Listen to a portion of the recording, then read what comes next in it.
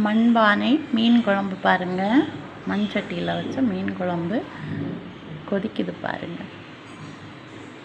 ரொம்ப வாசனை வருது.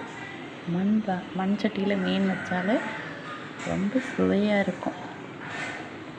சாதத்தை கூட சாப்பிடும்போது ரொம்ப நல்ல டேஸ்ட்டாக இருக்கும். பாருங்கள் கொதிக்குது.